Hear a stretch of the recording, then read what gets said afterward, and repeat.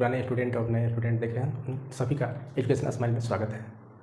ये जो साइंस का टेस्ट सीरीज लेकर आया हूँ आप लोगों के लिए बहुत उपयोगी साबित होने वाला है आगामी एग्जामों में। जैसे आने वाले एग्जामों में बिहार एसएससी ग्रेजुएट लेवल का है, उससे पहले रेलवे ग्रुप डी का भी है और भी बहुत से एग्जाम हैं।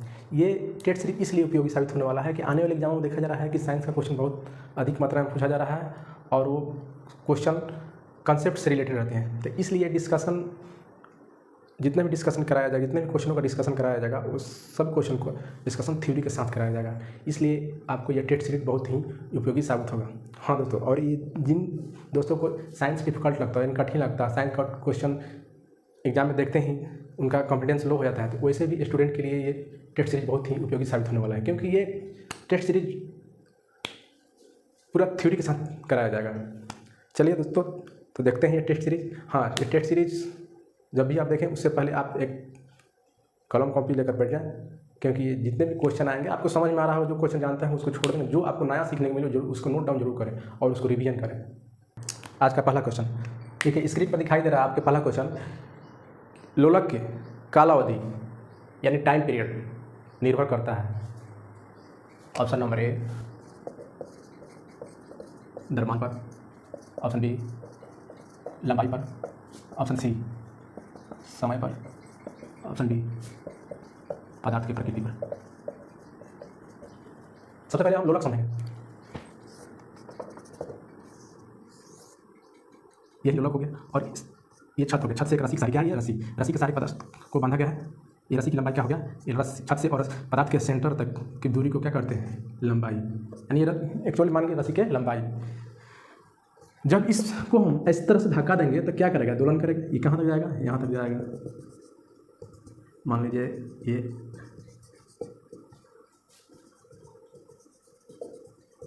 इसको हम जब धक्का देंगे तो क्या यहाँ तक जाएगा, फिर रिटर्न होकर आएगा।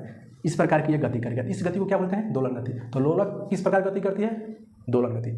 जब इसको हम धक्का देंगे तो ये क्या जाएगा, यहाँ जाएगा, यानी इस सिरे से यहाँ गया और फिर क्या हुआ, यहाँ आया, यानी जाना और आना।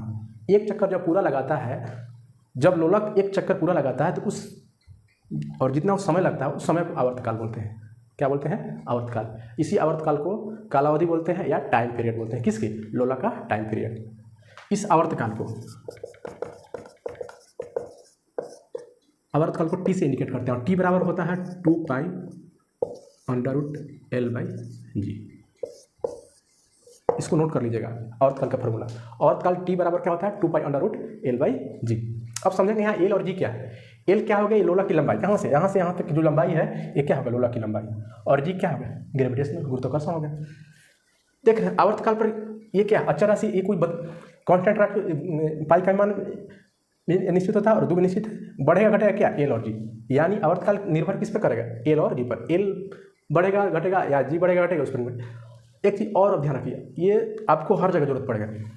देखिए टी बराबर 2π/L/g लिखा हुआ है। देखिए अंडर रूट लिखा हुआ है। ये टी के सामने है एल, क्या है, ये भी ऊपर और इस सामने। जब सामने रहेगा तो उन दोनों के बीच रिलेशन जो होगा क्या होगा, समानुपाती।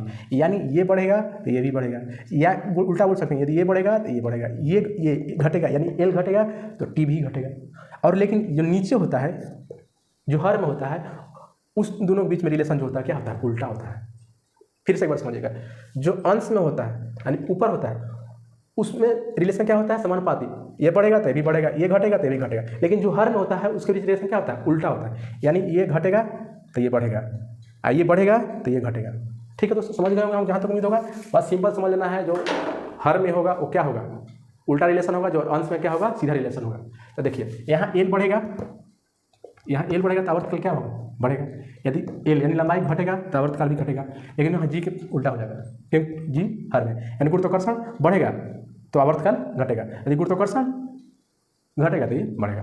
ये समझ गए होंगे। तो देखिए छोड़िए वो सब समझ गए। क्वेश्चन हमारा क्या कह रहा है कि लोलक का आवर्तकाल यानी टाइम पीरियड निर्भर करता है किस पर, ऑप्शन ए में द्रव्यमान, बी में लंबाई, सी समय, डी पदार्थ की प्रकृति।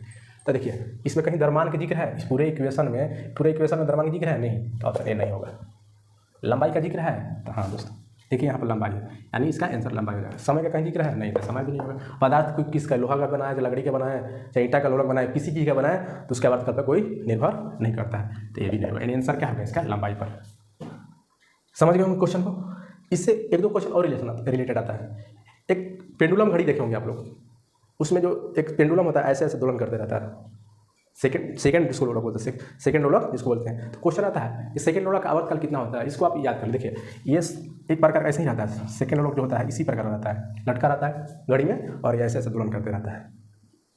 देखिए तो इसको जाने में जो सेकंड लोलक होता है उसका जो जाने में क्या लगता है 1 सेकंड, और रिटर्निंग में भी 1 सेकंड, तो टोटल कितना होता है 2 सेकंड। तो नोट कर लीजिएगा, सेकंड लोलक का आवर्तकाल 2 सेकंड होता है। ठीक है दोस्तों, समझ गए होंगे कि सेकंड लोलक का आवर्तकाल कितना होता है, 2 सेकंड।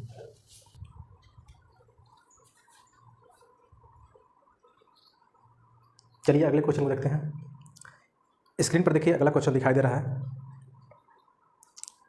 0.3 मीटर की तरंग दैर्घ्य, 0.3 मीटर की तरंग दैर्घ्य वायु में उत्पन्न होती है और यह 300 मीटर प्रति सेकंड की गति से यात्रा करती है। यह किस प्रकार की तरंग है। कह रहा है कि 0.3 मीटर की तरंग दैर्घ्य, तरंग दैर्घ्य दे दिया है, तरंग दैर्घ्य को लैम्डा से डिनोट करते हैं। तरंग दैर्घ्य दे दिया गया, तरंग दैर्घ्य को किससे डिनोट करते हैं, लैम्डा से। ठीक है, 0.3 मीटर। ये कह रहा है क्वेश्चन में कि 0.3 मीटर की तरंग दैर्घ्य वायु में उत्पन्न होती है जो 300 मीटर प्रति सेकंड की वेग से गमन करती है। तो यह किस प्रकार की तरंग है, तो यह किस प्रकार की तरंग है।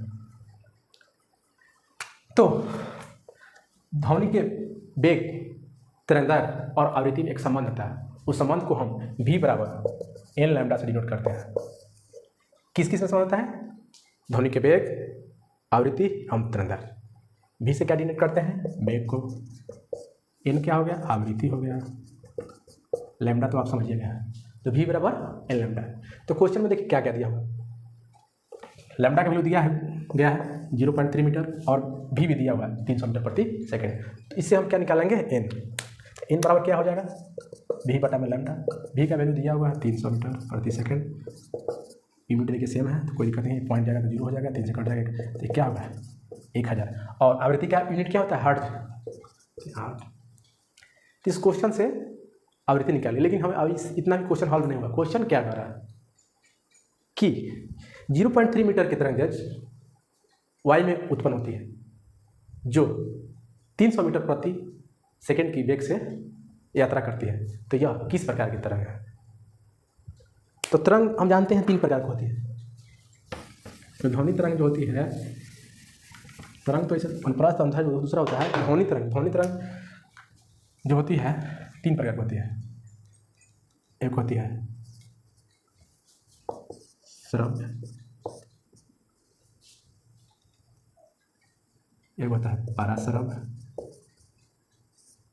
एक होता है अश्रव्य।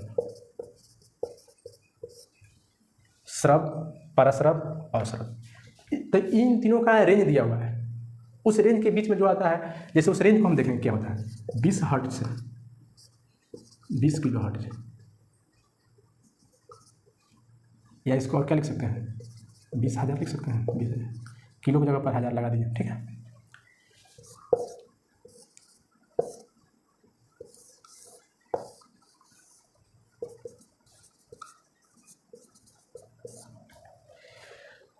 उस आवृत्ति को श्रव्य तरंग कहते हैं जो 20 हर्ट्ज से 20 किलो हर्ट्ज के बीच में रहती है।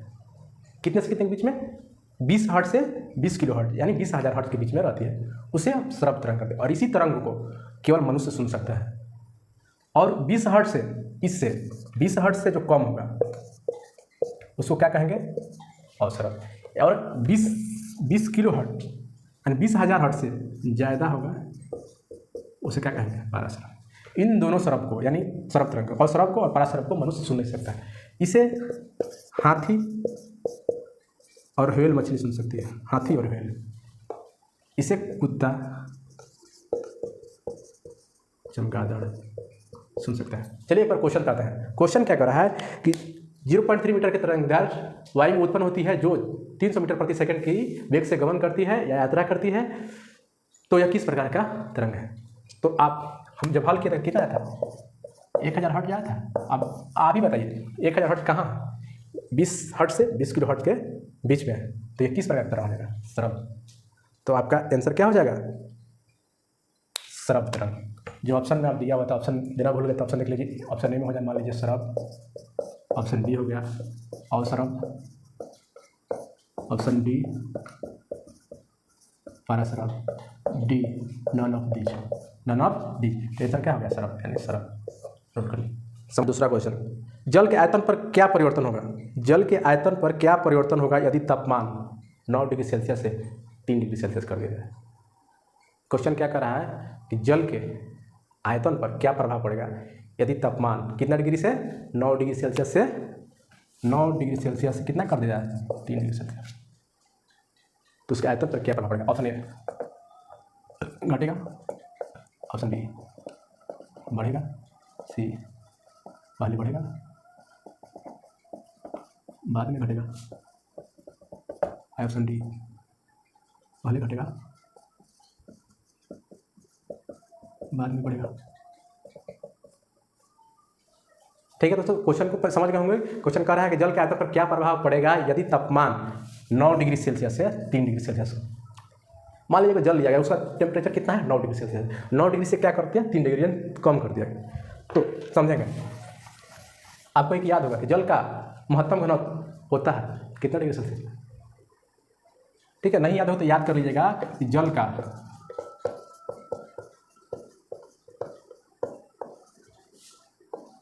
महत्तम घनत्व 4 डिग्री सेल्सियस होता है। कितना डिग्री सेल्सियस पे होता है?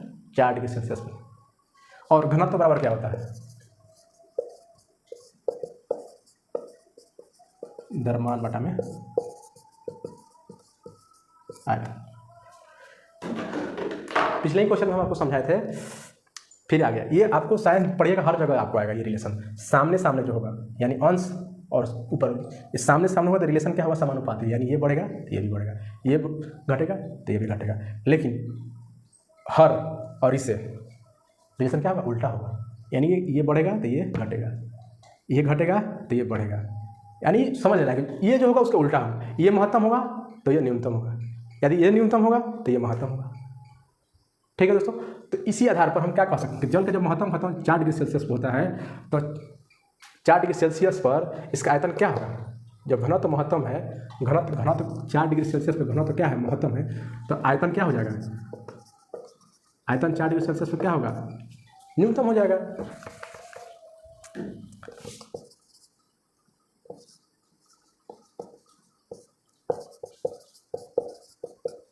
समझ गए कि जल का न्यूनतम आयतन 4 डिग्री सेल्सियस कैसे होता है? घनत्व 4 डिग्री सेल्सियस होता है महत्तम, इसलिए आयतन क्या होता है? न्यूनतम।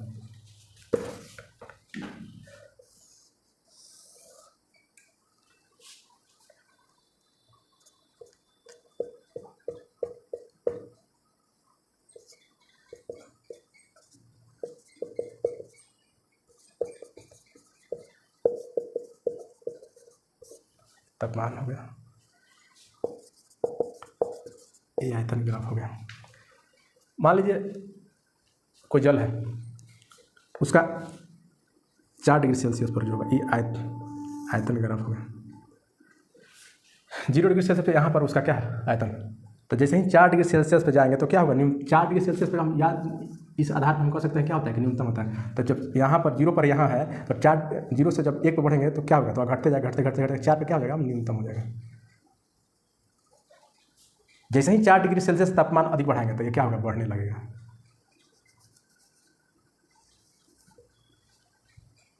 वास्तविक में समझा जाए तो जल का जो वास्तविक नेचर होता है कि तापमान जब हम बढ़ाएंगे तो उसका आयतन क्या होता है? बढ़ता है। देखिए यहाँ पर जैसे जैसे हम तापमान 5 से 6 हो रहा है, 7 हो रहा है, 8 तो क्या हो रहा है? बढ़ते जा रहा है। क्या बढ़ रहा है? ये आयतन बढ़ रहा है। नेचर यही होता है कि तापमान बढ़ाएंगे तो आयतन बढ़ता है। लेकिन इसका एक अपवाद होता है 4 डिग्री सेल्सियस। 4 डिग्री सेल्सियस पर क्या होता है? न्यूनतम। अभी हम 9 डिग्री सेल्सियस पर हैं। ये कहाँ है? 9 डिग्री सेल्सियस। तो अब क्वेश्चन को समझेंगे। क्वेश्चन क्या है? जल के आयतन पर क्या प्रभाव पड़ेगा यदि उसके तापमान को कहाँ से 9 डिग्री सेल्सियस से 3 डिग्री सेल्सियस कर दें? यानी यहाँ से 9 डिग्री सेल्सियस देखिए यहाँ पर है, यहाँ से कहाँ लाते हैं, यहाँ पर। तो देखिए आयतन क्या होगा, जब 9 से इधर लाएंगे हम तो आयतन क्या हो रहा है, घट रहा है घट रहा है घट रहा है घट रहा है घट रहा है, यहाँ तक क्या घटा है। लेकिन इसमें 3 पे जाएंगे क्या हो रहा है, बढ़ रहा है। फिर से एक बार समझिएगा, जल का आयतन क्या हो रहा है, इधर से 9 डिग्री से इधर आ रहा है तो क्या हो रहा है, घट रहा है घट रहा है घट रहा है, और 4 डिग्री सेल्सियस पे न्यूनतम हो जाता है। अभी 4 से जैसे ही इधर बढ़ेंगे 0 की तरफ तो बढ़ने लगेगा, यानी बढ़ रहा है। तो 3 डिग्री, क्वेश्चन हमारा पूछ रहा है 9 से 3, क्वेश्चन के आधार देखेंगे क्या कर रहा है, 9 से 3, 9 से 3 तो पहले क्या हो रहा है, घट रहा है, फिर उसके बाद बढ़ रहा है। अब देखेंगे ऑप्शन, केवल घटेगा नहीं, बढ़ेगा केवल नहीं, पहले बढ़ेगा बाद में घटेगा, ये भी नहीं, क्या होगा, पहले घटेगा और बाद में बढ़ेगा। तो क्वेश्चन इस पर बहुत उल्टा पुल्टा कर देता है, कभी इधर से डिग्री दे देगा, कहीं 2 डिग्री सेल्सियस जल का तापमान 9 डिग्री से 10 डिग्री सेल्सियस कर दिए तो उसका क्या करेंगे। तो आपको कॉन्सेप्ट समझना होगा कि 0 से 4 तरफ जाएंगे तो क्या होगा, आयतन क्या हो रहा है, घट रहा है, फिर 4 से जाएंगे बढ़ेगा, और उसको उल्टा करेंगे तो उल्टा होगा। तो आशा करते दोस्तों क्वेश्चन आप समझ गए। चलिए देखते हैं अगला क्वेश्चन, लिखा हुआ देखिए स्क्रीन पर कि किसी तत्व का परमाणु संख्या 17 है और उसका परमाणु भार 36 है, तो उसके न्यूक्लियस में उपस्थित न्यूट्रॉनों की संख्या कितनी होगी। चलिए देखते हैं, ऑप्शन क्या क्या है, 17, बी 36, सी 19, डी 53।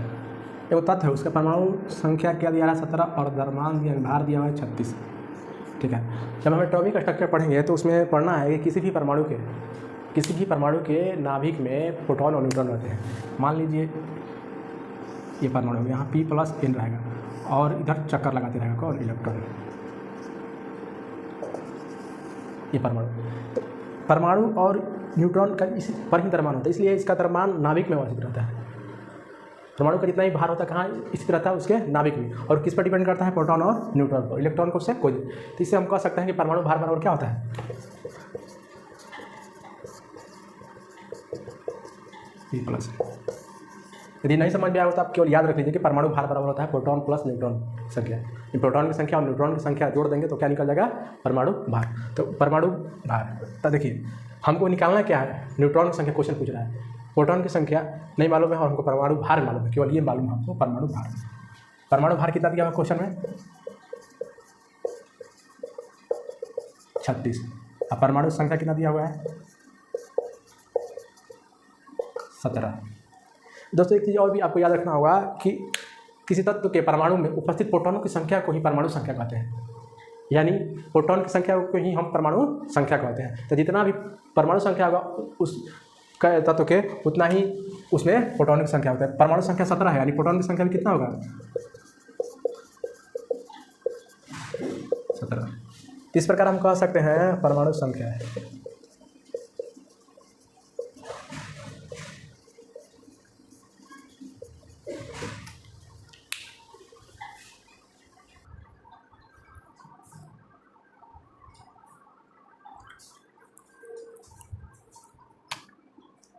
ये समझ गए, परमाणु संख्या बराबर प्रोटॉन की संख्या बराबर इलेक्ट्रॉन की संख्या। एक ये याद रख लेना होगा और एक ये याद रखना होगा, दो चीज़, परमाणु भार बराबर प्रोटॉन की संख्या प्लस न्यूट्रॉन की संख्या, और परमाणु संख्या इक्वल टू प्रोटॉन की संख्या इक्वल टू इलेक्ट्रॉन की संख्या। तो देखिए यहाँ परमाणु संख्या दिया हुआ है 17, तो यहाँ से हम इसका वैल्यू निकल गया बराबर, इसलिए अब देखिए इस इक्वेशन बैठाएंगे, इस इक्वेशन हम क्या बैठाएंगे, ठीक है, परमाणु भार दिया हुआ है 36, पी का वैल्यू हम निकल गया यहाँ से 17 प्लस है, यानी 17 इधर आएगा तो क्या हो जाएगा, इसमें से 17 माइनस हो जाएगा, तो एन बराबर क्या हो गया 19। न्यूट्रॉन की संख्या, न्यूट्रॉन की संख्या कितना हो गया 19, अब कैंसिल हो गया ये, ठीक है। तो ये चीज़ याद रखना होगा कि प्रोटॉन की संख्या बराबर होता है परमाणु संख्या के, बराबर होता है इलेक्ट्रॉन की संख्या के। और दूसरा याद करना होगा कि परमाणु भार जो होता है किसके बराबर होता है, तो प्रोटॉन की संख्या प्लस न्यूट्रॉन की संख्या योग के बराबर होता है, ठीक है। क्वेश्चन स्क्रीन पर दिखाई दे रहा होगा कि टॉक्सिलॉजी का संबंध किस अध्ययन से है, टॉक्सिलॉजी का अध्ययन किस संबंध से है। Option A virus, B cancer, C D diabetes. तो क्वेश्चन आप देख रहे हो कि टॉक्सिलॉजी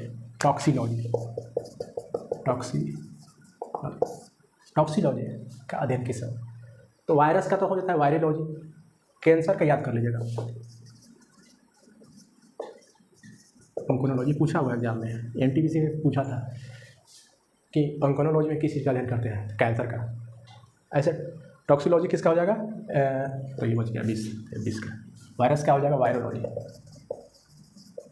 ठीक है, ये क्वेश्चन क्लियर होगा। चलते हैं नेक्स्ट क्वेश्चन देखते हैं।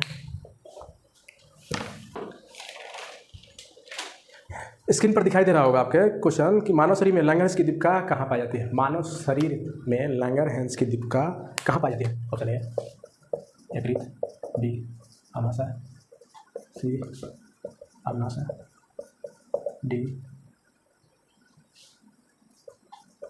गुर्दा। तो देखिए लैंगरहैंस की दीपिका ये आमाशय में पाया जाता है, पेनक्रियाज।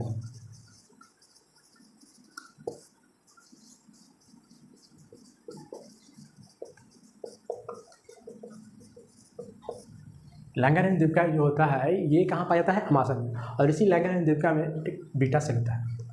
क्या होता है? Beta cell. इसी से इंसुलिन स्रावित होता है।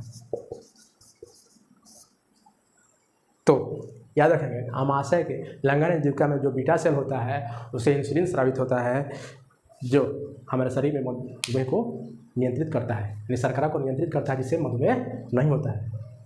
यही इंसुलिन स्रावित कम होने लगता है तो हमारे शरीर में जो शर्करा यानी शुगर जो होता है वो अनियंत्रित हो जाता है और हमारे शरीर में क्या होता है? मधुमेह। उसी को डायबिटीज कहते हैं। ठीक है, बाकी को ऑप्शन से कोई लेना नहीं है, आपका आंसर है बी। चलिए नेक्स्ट क्वेश्चन देखते हैं।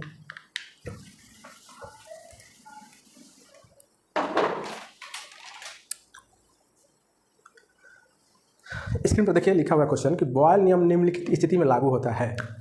ऑप्शन ए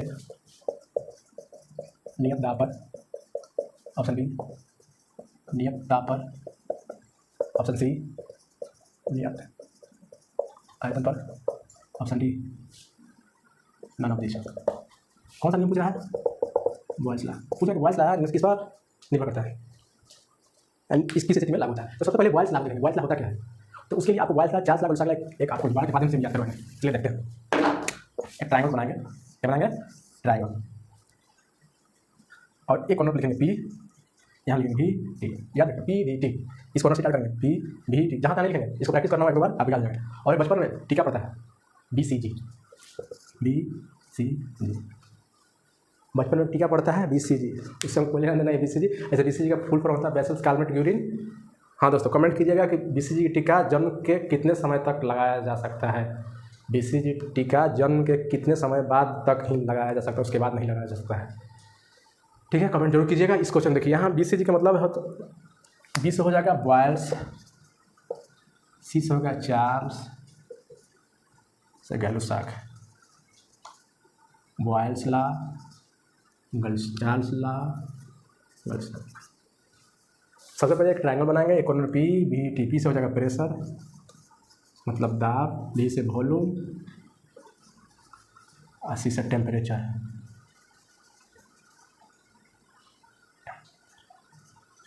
सी से टेम्परेचर, दाब, आयतन और तापमान। तो देखिए ये बॉयल्स किन के बीच है? दाब और आयतन के बीच में है। तो जब ये नियम होगा तो ये दोनों के बीच में रिलेशन होगा। तीसरा क्या हो जाएगा? कांस्टेंट हो जाएगा, नियत हो जाएगा। चार्ल्स लॉ क्या होगा? तो आयतन और तापमान के बीच में क्या होगा? रिलेशन होगा। और नियत क्या होगा? ये तीसरा होगा नियत, यानी ये रिलेशन दोनों के बीच में होगा। और ये और रिलेशन क्या होगा? देखिए इनके बीच में केवल व्युत्क्रमानुपाती होता है, उल्टा रिलेशन होता है। बाकी दोनों में क्या होता है? समानुपाती होता है। तो इसमें इन दोनों के बीच में भी और पी हो जाएगा। तो भी ये हो गया। कांस्टेंट क्या हो गया? यहाँ पर टेम्परेचर हो गया। यहाँ क्या हो जाएगा? भी आई टी हो जाएगा रिलेशन। कांस्टेंट क्या हो जाएगा यहाँ पर? ये दोनों की रिलेशन कांस्टेंट क्या होगा? तीसरा प्रेशर पी हो गया। ये दोनों के बीच रिलेशन पी, कांस्टेंट क्या होगा? ये वॉल्यूम। ठीक है, तो हम नियम देखेंगे। नियम किस तरह से याद करना है? बॉयल्स लॉ क्या और किसे याद करेंगे? चार्ल्स लॉ किसे? देखिए बॉयल्स लॉ कि क्या है? ताप, नियत है। नियत ताप पर किसी गैस का आयतन उसके दाब के व्युत्क्रमानुपाती होता है। नियत ताप पर किसी गैस का आयतन उसके दाब के अनुपाती होता है, या किसी गैस का दाब उसके आयतन के अनुपाती होता है। ठीक है, उसी प्रकार चार कि नियत दाब पर, पी मतलब प्रेशर दाब, नियत दाब पर किसी गैस का आयतन उसके ताप के समानुपाती होता है। उसी प्रकार गैलुसाकला में कि नियत आयतन पर किसी गैस का दाब उसके तापमान के समानुपाती होता है। तो आशा करते हैं कि तीनों नियम आपको अच्छे से याद हो गया होगा, बॉयल्स लॉ, चार्ल्स लॉ, गैलुसाकला। ठीक है, और क्वेश्चन था क्या कि बॉयल्स नियम निम्नलिखित स्थिति में लागू होता है, किस स्थिति में लागू होता है? ऑप्शन था नियत दाब पर, नियत ताप पर, नियत आयतन पर, नन ऑफ दीज। अब बताइए, आप ही बता सकते हैं क्या होगा? नियत टेम्परेचर यानी ताप पर, ये ऑप्शन बी।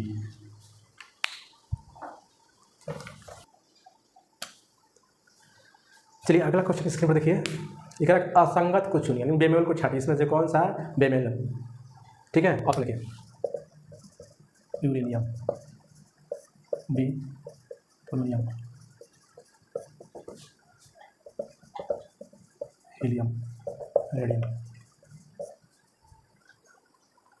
देखिए यूरेनियम रेडियो एक्टिव तत्व है, पोलोनियम भी रेडियो एक्टिव तत्व है, और रेडियम भी रेडियो एक्टिव तत्व है, और हीलियम क्या है? अक्रिय गैस। ये क्या है? अक्रिय गैस है। तो इस प्रकार से ये अलग हो गए। बाकी क्या है? रेडियो एक्टिव तत्व है, रेडियो सक्रिय तत्व है, और ये क्या हो गया? अक्रिय गैस। तो इसका आंसर क्या हो गया? हीलियम। रेडियो एक्टिव तत्व, यहाँ से दो क्वेश्चन आता है, याद रखिएगा। रेडियो एक्टिव तत्व, रेडियो एक्टिव तत्व, जैसे मान लीजिए रेडियो एक्टिव तत्व हो गया यूरेनियम 135 हो गया, इसको शीशा के पात्र में रखा जाता है। ये क्या हो गया? इसको शीशा के पात्र में रखा है। यदि शीशा के पात्र में नहीं रखा जाएगा तो ये छोड़ दिया तो इसको सब इसमें से अल्फा बीटा और गामा किरण निकल जाएगा, और लास्ट में क्या बचेगा?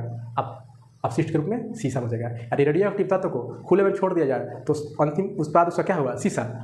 और एक क्वेश्चन आता है कि रेडियो एक्टिव तत्व को किसके पात्र में रखा जाता है? तो शीशा के पात्र में।